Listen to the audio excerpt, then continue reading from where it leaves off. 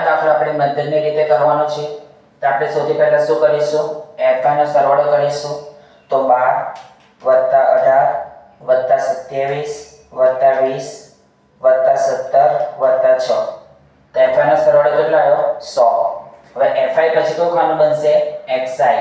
તો xi કઈ રીતે શોધવાનો? અધર સીમા વત્તા ઉર્ધ્વ સીમા ભાગ્યા 2.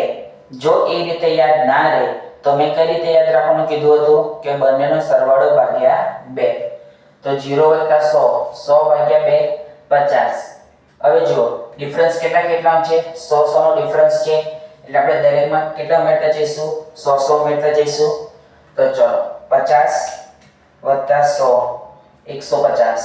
એમાં કેટલા ઉમેરવાના? 100. 250. એમાં કેટલા ઉમેરવાના? 100. 350. 350 માં કેટલા ઉમેરવાના? 100. તો 450. અને એમાં 100 ઉમેરીએ તો 550. હવે તફાવત સેમ છે, રાઈટ? એટલે આપણે કઈ રીતે કરીશું? પદ વિચલનની. તો આપણે દાખલો પદ વિચલનની રીતે ગણીએ છીએ તો xi પછી કયું ખાનું બને? uy = xi - a/h, right? અને છેલ્લે કયું ખાનું બને? fi uy. તો ચલો હવે xi નું જે ખાનું છે એમાં મારે વચ્ચેની કોઈ પણ સંખ્યા ધારવી પડશે. તો 350 બરાબર એ ધારું છું એટલે અહીંયા 0 -1 -2 -3 નીચે 1 અને 2. ચલો હવે શું કરીશું? fi uy એટલે fi અને uy નો ગુણાકાર.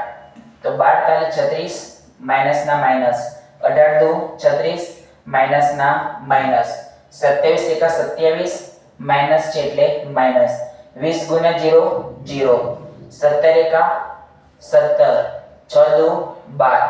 હવે શું કરીશું? fi uy નો સરવાળો. તો કઈ રીતે કરીશું? તો 0 ની ઉપર જેટલી સંખ્યા છે એનો આપણે શું કરીશું? સરવાળો. અને શેમાં આવશે? માઈનસમાં. તો 36 + 36 + 27 તો -99, રાઈટ? હવે 0 ની નીચે જેટલી સંખ્યા છે એનો શું કરવાનો? સરવાળો. અને શેમાં આવશે? પ્લસમાં. તો 17 + 12 એટલે +29. જુદા જુદા ચિહ્ન છે, શું કરીશું? બાદબાકી. મોટી સંખ્યા આગળનું ચિહ્ન. તો -99 + 29 એટલે -70. તો હવે જો આપણે દાખલો મધ્યકની રીતે ગણીએ છીએ, રાઈટ? એટલે મધ્યક શોધવાનો છે. આમ તો આપણે દાખલો પદ વિચલનની રીતે ગણીએ છીએ. આમાં કેટલી? 3 રીતો આવે: સીધી રીત, પદ વિચલનની રીત અને ધારક મધ્યકની રીત. આ 3 રીતો આવે. જો તમને પર્ટીક્યુલર ના કીધું હોય કે તમે આ જ રીતે દાખલો ગણો તો પછી આપણે કોઈ પણ રીત કરી શકીએ. પણ જો તમને કીધું હોય કે તમે પદ વિચલનની રીતે ગણો કે ધારક મધ્યકની રીતે ગણો તો પછી તમારે એ જ રીત કરવી પડે. ચલો તો હવે આપણે દાખલો પદ વિચલનની રીતે ગણીએ છીએ. તો હવે પદ વિચલનની રીતે મધ્યક શોધવાનું સૂત્ર શું છે? x bar = a + sigma fi uy sigma fi * h. તમે શું કીધું હતું કે કોષ્ટક બનાવ્યા પછી એક લીટી છોડવાની અને સૂત્ર લખવાનું. x bar = a + sigma fi uy sigma fi * h.